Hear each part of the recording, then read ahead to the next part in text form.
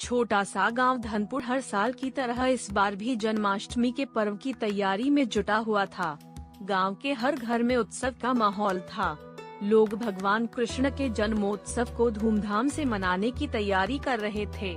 हर घर में तरह तरह के पकवान बनाए जा रहे थे, मंदिरों में सजावट हो रही थी और गांव के सभी बच्चे उत्सुकता से झांकियों में भाग लेने के लिए तैयार थे। लेकिन गांव के एक कोने में स्थित कच्चे घर में इस उत्सव की रौनक बिल्कुल नहीं दिख रही थी। वह घर मोहन का था, जो गांव का सबसे गरीब आदमी था। मोहन अपनी पत्नी गंगा और 2 छोटे बच्चों के साथ बड़ी मुश्किल से अपना गुजारा करता था। उसके पास खेती के लिए जमीन भी नहीं थी, इसलिए वह दूसरों के खेतों में मजदूरी करके अपने परिवार का पेट पालता था। जन्माष्टमी के पर्व के पास आते ही गंगा के दिल में भी भगवान कृष्ण के प्रति प्रेम उमड़ पड़ा था। वह चाहती थी कि वह भी इस पर्व को अपने घर में मनाए, लेकिन गरीबी के कारण वह यह सोचकर ही रह जाती थी कि आखिर कैसे वह अपने घर में उत्सव मना पाएगी। उस दिन जब मोहन काम से घर लौटा तो गंगा ने धीरे से कहा, मोहन, इस बार जन्माष्टमी के दिन हम कुछ खास क्यों न करें? मैं चाहती हूँ कि हम भी अपने घर में भगवान कृष्ण की पूजा करें। मोहन उसकी बात सुनकर मुस्कुराया और बोला, गंगा, मुझे भी ऐसा ही लगता है, लेकिन हमारे पास इतने पैसे कहाँ हैं कि हम मंदिर की तरह सजावट कर सकें या पकवान बना सकें? गंगा ने कहा, भगवान कृष्ण को किसी भव्य पूजा या पकवान की जरूरत नहीं होती। वे तो सच्चे दिल से की गई भक्ति को ही स्वीकार करते हैं। क्यों न हम अपने तरीके से, अपनी श्रद्धा के अनुसार पूजा करें? मोहन ने गंगा की बातों में एक सच्चाई देखी और उससे सहमत हो गया। अगले दिन से ही गंगा और मोहन ने जन्माष्टमी की तैयारी शुरू कर दी। उन्होंने अपने छोटे से घर को साफ किया और अपने बच्चों को भी इस पर्व के महत्व के बारे में बताया। गांव में जन्माष्टमी का दिन आ पहुंचा। हर घर में भव्य सजावट और पकवानों की खुशबू फैल रही थी। मोहन के घर में भी सादगी से लेकिन भक्ति से भरा माहौल था। गंगा ने भगवान कृष्ण की मूर्ति को एक साफ कपड़े पर रखा और घर के एक कोने में छोटा सा मंदिर बना दिया। उसने अपने बच्चों को झांकी के लिए तैयार किया। बच्चों ने कागज से बने मुकुट और मोर पंख लगाए और वे राधा कृष्ण के रूप में बहुत ही प्यारे लग रहे थे। जैसे जैसे रात बढ़ती गई, गंगा और मोहन ने अपने परिवार के साथ मिलकर भजन गाए और भगवान कृष्ण के जन्म की कहानियाँ सुनाईं। गांव के बाकी लोग अपने अपने घरों में उत्सव मना रहे थे, लेकिन मोहन और उसके परिवार की भक्ति की गूंज पूरे गांव में सुनाई दे रही थी। रात के 12 बजते ही गंगा और मोहन ने एक छोटी सी कटोरी में मक्खन और मिश्री रखकर भगवान को भोग लगाया। गंगा ने कृष्ण जन्माष्टमी की कहानी सुनाते हुए कहा, भगवान कृष्ण का जन्म अंधकार में हुआ था, लेकिन उन्होंने अपने प्रेम और सत्य की रोशनी से पूरी दुनिया को आलोकित कर दिया। आज हमें भी उनके दिखाए मार्ग पर चलना चाहिए। मोहन ने गंगा की बातों को ध्यान से सुना और उसकी आंखों में आंसू आ गए। उसने कहा, तुम्हारी बातें सच्ची हैं, गंगा। हमें अपने जीवन में भगवान कृष्ण के प्रेम और भक्ति को अपनाना चाहिए। धन दौलत से ज्यादा महत्व सच्चे प्रेम और विश्वास का होता है। उस रात मोहन और गंगा ने पहली बार अपने घर में जन्माष्टमी का उत्सव मनाया। यह उत्सव भले ही सादगी से मनाया गया था, लेकिन उसमें प्रेम और भक्ति की कोई कमी नहीं थी। गांव के बाकी लोगों ने भी देखा कि भले ही मोहन गरीब हो, लेकिन उसका मन कितना धनी है। अगले दिन गांव के लोग मोहन के घर आए और उन्होंने देखा कि कैसे एक गरीब परिवार ने अपनी सादगी में भी जन्माष्टमी के पर्व को इतने प्रेम और भक्ति से मनाया। गांव के पंडित जी ने कहा, भगवान कृष्ण केवल महलों में ही नहीं, बल्कि गरीब के घर में भी वास करते हैं। मोहन और उसके परिवार ने सच्चे दिल से भगवान की भक्ति की है, इसलिए भगवान स्वयं इनके घर पधारे हैं। गांव वालों ने मोहन और गंगा की भक्ति की प्रशंसा की और उन्हें अपने घर पर जन्माष्टमी का पर्व मनाने के लिए प्रेरित किया।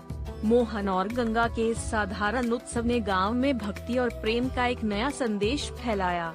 इस तरह गरीब के घर का जन्माष्टमी पर्व केवल एक त्योहार नहीं रहा, बल्कि भगवान कृष्ण के प्रति अटूट प्रेम और श्रद्धा की एक मिसाल बन गया। मोहन और उसका परिवार जान गया था कि भक्ति का मार्ग धन और संपत्ति से नहीं, बल्कि सच्चे हृदय से होकर गुजरता है। जन्माष्टमी की वह रात बीत चुकी थी, लेकिन मोहन और गंगा के दिल में अभी भी उस रात की मधुर स्मृतियां जीवंत थीं। गांव के लोग उनके घर आए और उनकी भक्ति की सरलता और गहराई से प्रभावित हुए। अगले दिन गांव के प्रधान जी ने मोहन और गंगा को अपने घर बुलाया। प्रधान जी ने कहा, मोहन, तुम्हारी भक्ति ने पूरे गांव का दिल जीत लिया है। भगवान ने तुम्हारी सच्ची श्रद्धा को देखा है। हमें तुम पर गर्व है। यह सुनकर मोहन और गंगा के चेहरे पर मुस्कान आ गई, लेकिन उनकी आंखों में विनम्रता और सादगी का भाव था।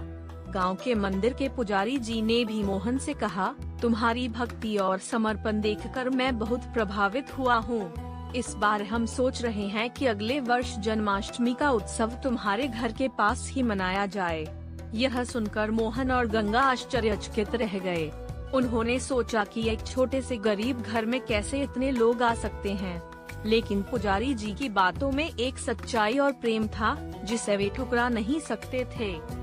परीक्षा की घड़ी। इस बीच गांव के कुछ लोग, जिन्हें मोहन और गंगा की भक्ति से ईर्ष्या हो रही थी, उनके खिलाफ साजिश रचने लगे। वे नहीं चाहते थे कि गांव के लोग एक गरीब के घर जाकर उत्सव मनाएं। उन्होंने तय किया कि वे मोहन के परिवार को बदनाम करेंगे और उनके खिलाफ झूठी अफवाहें फैलाएंगे। अगले कुछ हफ्तों में गांव में अफवाहें फैलने लगीं कि मोहन और गंगा ने अपने घर में जो पूजा की थी वह सच्चे मन से नहीं थी, बल्कि दिखावा था। लोगों को यकीन होने लगा कि शायद मोहन और गंगा केवल ध्यान आकर्षित करने के लिए ऐसा कर रहे हैं। धीरे धीरे गांव के कुछ लोग मोहन से दूर होने लगे। मोहन और गंगा के लिए यह बहुत कठिन समय था। वे नहीं समझ पा रहे थे कि आखिर उनके साथ ऐसा क्यों हो रहा है, लेकिन उन्होंने अपने मन में दृढ़ विश्वास बनाए रखा कि भगवान कृष्ण उनके साथ हैं और उनकी भक्ति को कोई भी हिला नहीं सकता। उन्होंने तय किया कि वे इन अफवाहों पर ध्यान नहीं देंगे और भगवान की भक्ति में ही अपना समय और ऊर्जा लगाएंगे। एक रात जब मोहन और गंगा अपने छोटे से घर में बैठे थे, तो अचानक उनके दरवाजे पर दस्तक हुई। उन्होंने दरवाजा खोला तो देखा कि एक साधु महाराज खड़े हैं। साधु महाराज बहुत थके हुए लग रहे थे और उन्होंने मोहन से कहा, बेटा, मैं बहुत दूर से आ रहा हूँ और बहुत थक गया हूँ। क्या तुम मुझे रात भर के लिए आश्रय दे सकते हो? मोहन और गंगा ने साधु महाराज का स्वागत किया और उन्हें अपने छोटे से घर में ठहराया। उन्होंने साधु महाराज के लिए एक सादा भोजन तैयार किया और उनके आराम के लिए अपने घर का एकमात्र बिस्तर दे दिया। मोहन और गंगा ने सोचा कि यह भगवान की परीक्षा है और उन्होंने बिना किसी संकोच के साधु महाराज की सेवा की।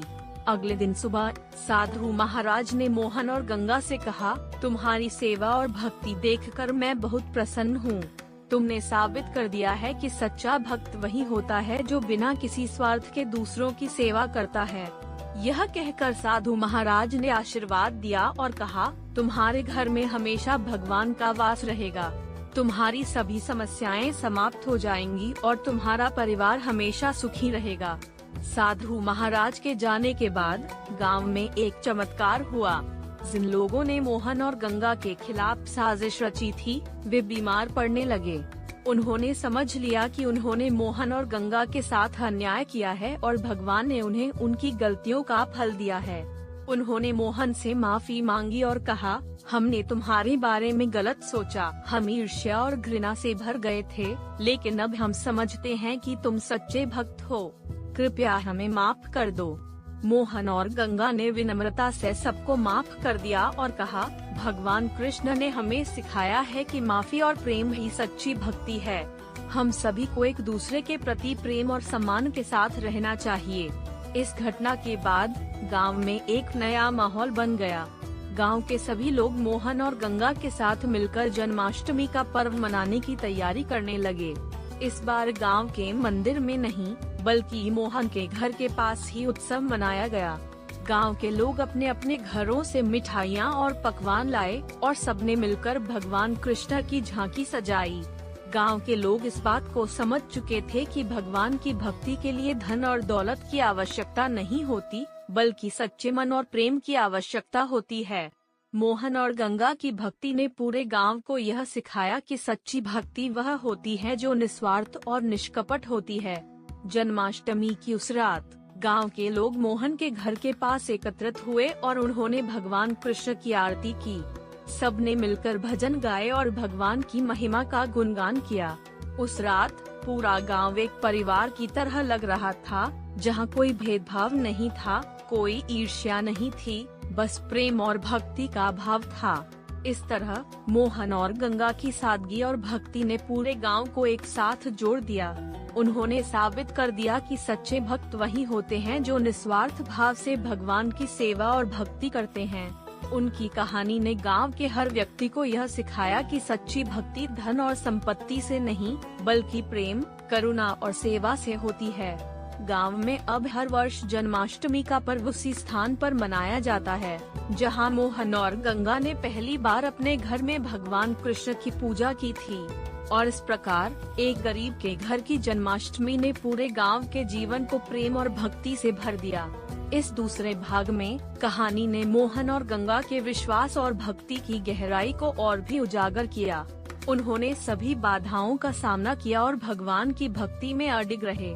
कहानी यह संदेश देती है कि सच्ची भक्ति और प्रेम किसी भी कठिनाई को पार कर सकते हैं और अंत में सच्चाई की ही जीत होती है।